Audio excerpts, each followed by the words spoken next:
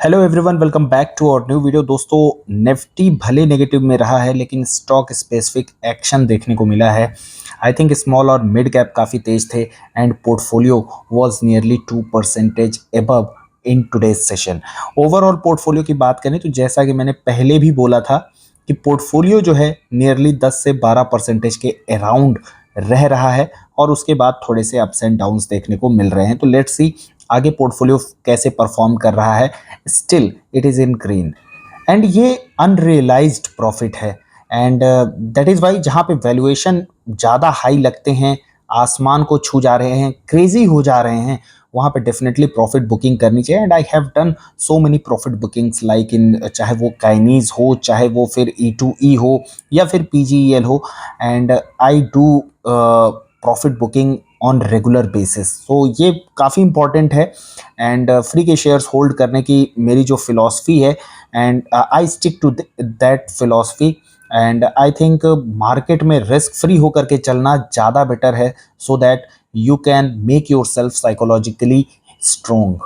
And in today's video we will talk about another one of the cheapest stock RBZ Jewelers। इस बारे में काफ़ी बार इस stock के बारे में बात कर चुका हूँ एंड यू गाइज नो, कुछ लोगों ने बीच में भी क्वेश्चन किया था कि आपके पास ये होल्डिंग अभी भी है या नहीं, and this is the answer to those people.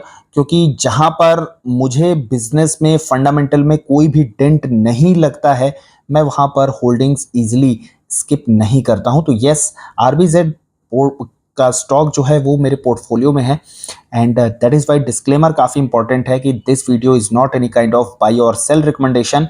आप अपने हिसाब से परचेज करें, क्योंकि बाई या सेल करें अपने हिसाब से या फिर अपने फाइनेंशियल एडवाइजर के हिसाब से, क्योंकि RBZ के बारे में आज मैं थोड़ा डिटेल में बात करूंगा कि इस स्टॉक में आखिर गिरावट क्यों है। कंपनी के Q4 के नंबर भी आए हैं तो उसके बारे में भी डिस्कस करूंगा और वैल्यूएशन के भी बारे में इस स्टॉक के बारे में बात करेंगे। सबसे पहले मार्केट कैप देखें, जितना मार्केट कैप है कंपनी ने उतना सेल्स किया है, which is really good. Company जितना बिजनेस कर रही है आज की डेट में उतना उसका मार्केट कैप है, ये अपने आप में बता रहा है कि वैल्यूएशन चीप है। पी की बात करें तो वहां पे भी आप देख सकते हैं कि वैल्यूएशन चीप है, 14 के पी पर ये स्टॉक ट्रेड कर रहा है।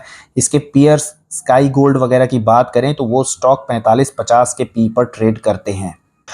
कंपनी फंडामेंटली स्ट्रांग है, आप देख सकते हैं ROC और ROE काफी बढ़िया है, कोई भी प्लेजिंग नहीं है प्रमोटर की होल्डिंग भी यहाँ पे काफी स्ट्रांग देखने को मिलती है। थोड़ा बहुत कंपनी के पास यहाँ पर डेट है, उसको कंपनी हो सकता है कि आने वाले समय में कम करेगी। कंपनी फिलहाल कोई भी डिविडेंड नहीं देती है, नेगेटिव कैश फ्लो है यहाँ पर आप देख सकते हैं। That is why dividend company की तरफ से कोई नहीं दिया जाता है। और इसके अलावा प्राइस टू सेल्स की बात करें तो जैसा कि मैंने पहले ही बताया, जितना मार्केट कैप है कंपनी का सेल्स उतना है। और डिस्काउंट यहाँ पे आप देख सकते हैं, एक हैवी डिस्काउंट पर ये कंपनी ट्रेड कर रही है। कॉन्ट्रैक्ट मैन्युफैक्चरिंग पर काम करती है कंपनी, तो इसलिए टाइटन और कल्याण ज्वेलर्स से इसको कंपेयर नहीं कर सकते। हालांकि कंपनी का प्योर बिजनेस जो है वो सिर्फ कॉन्ट्रैक्ट मैन्युफैक्चरिंग नहीं, कंपनी अब रिटेल सेलिंग में भी आ रही है, वहां से भी कंपनी को बिजनेस आ रहे हैं। तो ज़्यादा डिटेल जो है इनके कॉन कॉल में पता चलेगा कि किस सेगमेंट से कितना रेवेन्यू आया, और जब कॉन कॉल आएगी तो उसके बारे में डिटेल में बात करेंगे। और बाकी जैसा कि आप देख सकते हैं कि 1 का प्राइस टू सेल्स मिलना वो मतलब बहुत कम आपको देखने को मिलेगा। जैसे PN गैडजिल में आपको देखने को मिल रहा है, थंगामलाई में भी री रेटिंग हुई है अभी फिलहाल। सिनको गोल्ड काफ़ी पिटाई होने के बाद ये 1 के प्राइस टू सेल्स पर आया है एंड RBZ। अदरवाइज कंपनियां अगर अच्छी करती हैं तो वहां पर प्राइस टू सेल्स जो है आपको थोड़ा से हायर साइड में देखने को मिलेंगे। कंपनी के Q4 के रिजल्ट के बारे में बात करें, 59% की ग्रोथ सेल्स में है और प्रॉफिट अगर आप देखेंगे तो ऑलमोस्ट मतलब नियरली कहूंगा मैं 4 गुने हो गए हैं, 4 नहीं 3.5 गुने, इतना तो एटलीस्ट हो ही गया है, 3 से 3.5 गुना। और कंपनी के अगर गाइडेंस की बात करें तो कंपनी ने बोला था 500 से 550 करोड़ के बीच में सेल्स रहने वाली है। Q3 में जब उनके ब्लॉकबस्टर रिजल्ट आए थे, आप देखेंगे Q3 में नंबर बहुत अच्छे आए थे एंड इट वाज एक्सपेक्टेड, जिस तरीके से पैट आया था क्लियर था कि अगर इसको ऐड किया जाए इन दोनों को तो 9 8 17 ऑलमोस्ट 30 करोड़ के यहाँ पे इनके ऑलरेडी पैट हो चुके थे और कंपनी का जो पैट का गाइडेंस आया था वो 35 सीआर का आया था। तो इट वाज एक्सपेक्टेड कि कंपनी इजीली जो है इस अपने पैट के गाइडेंस को मीट कर जाएगी और जो रेवेन्यू का गाइडेंस था वो नियरली 500 से 600 करोड़ के बीच में दिया था और 500 से 550 करोड़ के बीच का गाइडेंस जो है Q3 में उन्होंने दे दिया था कि इतना हम कर लेंगे। तो रेवेन्यू फ्रंट पर भी देखा जाए तो फुल ईयर बेसिस पर कंपनी ने अपने गाइडेंस को मीट किया है और पैट को भी देखा जाए तो गाइडेंस से बेटर नंबर कंपनी ने पोस्ट किए हैं। थोड़ा सा अगर कंपनी कहीं लैग कर रही है तो वो है कैश फ्लो में एंड आई थिंक कि आने वाले कुछ सालों में लेट्स सी कि मैनेजमेंट यहाँ पे क्या कमेंट करता है कैश फ्लो को लेकर के एंड आने वाले कुछ सालों में हो सकता है कि कैश फ्लो आपको पॉजिटिव होता हुआ देखने को मिले। कंपनी के साथ प्रॉब्लम कहाँ आ रही है तो वो आप यहाँ पे देख सकते हैं, इनके मार्केट कैप के साथ प्रॉब्लम है।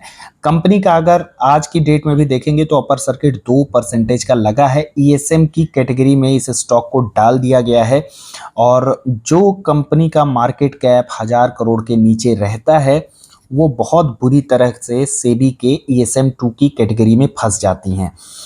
अगर उनमें वॉलेटिलिटी ज़्यादा हुई तो इजीली उनको ESM2 की कैटेगरी में डाल दिया जाता है और 2% की वॉल्यूम के साथ फिर स्टॉक का मूवमेंट होना बहुत मुश्किल हो जाता है और उस स्टॉक में इन्वेस्टर का भी इंटरेस्ट जो है बहुत कम हो जाता है। दैट इज़ वाई ये स्टॉक फंस गया है एंड जब तक यहाँ पे इसका मार्केट कैप 1000 करोड़ के ऊपर नहीं जाता है तब तक ये ESM कैटेगरी 2 से बाहर नहीं आएगा या फिर इसका ये जो मूवमेंट है ये अगर रिस्ट्रिक्ट हो जाए, थोड़ा सा स्टेबल हो जाए और वो भी काफ़ी दिनों के लिए नियरली 90 डेज, तो ये एक मतलब बहुत बड़ा चैलेंज हो जाता है ऐसी छोटी कंपनियों के लिए आगे बढ़ पाना और ये बहुत ही टफ रूल है सेबी का जिसकी वजह से कई सारी कंपनियां जो हैं फंस जाती हैं and RBZ is also one of them. ये स्टक हो गया है और लेट्स सी कि ये इस ESM2 के जेल से कब बाहर निकलेगा, लेकिन जब बाहर निकलेगा तभी इसको वॉल्यूम मिल पाएगा, तभी इसमें एक अच्छी ग्रोथ देखने को मिल पाएगी और मुझे लगता है कि इस वैल्यूएशन को यहाँ पर RBZ ज़्यादा दिनों तक होल्ड नहीं करेगा। हो सकता है क्योंकि नंबर्स अच्छे आए हैं, आगे फिर भी अगर क्वार्टर में अच्छे नंबर आते हैं वैल्यूएशन और चीप होते जाएंगे और फिर से इसमें हो सकता है कि ये 2% के सर्किट का सिलसिला कुछ दिन चले, शायद एक आध हफ्ते चले या 10 दिन चले और जब ये सिलसिला चलेगा तो ये ESM2 की कैटेगरी से जल्द बाहर नहीं आ पाएगा। तो ये एक प्रॉब्लम है ESM वाली कैटेगरी वाले स्टॉक्स में और अनफॉर्चुनेटली RBZ भी जो है एक दो बार बाहर भी आया लेकिन वॉल्यूम में इतना ज़्यादा मूवमेंट हुआ इस स्टॉक में कि ये एक बार फिर से इसी कैटेगरी में फंस गया है। तो लेट्स सी अब आगे क्या होता है। बाकी कंपनी अच्छी है और कंपनी ने जो गाइडेंस दिए थे उसको भी मीट किए हैं एंड जब तक डेंट नहीं है बिजनेस में, कोई प्रॉब्लम नहीं समझ में आती, मुझे लगता है ये एक अच्छा बिजनेस है, अच्छा कंपनी बिजनेस कर रही है, एक्सपेंशन भी कर रही है, कैपेक्स भी कंपनी जो है कर रही है। तो साथियों आज की वीडियो में बस इतना ही। अगर आपको कंटेंट यूजफुल लगता है then hit the like button and do not forget to share and subscribe the channel. Thanks for watching the video.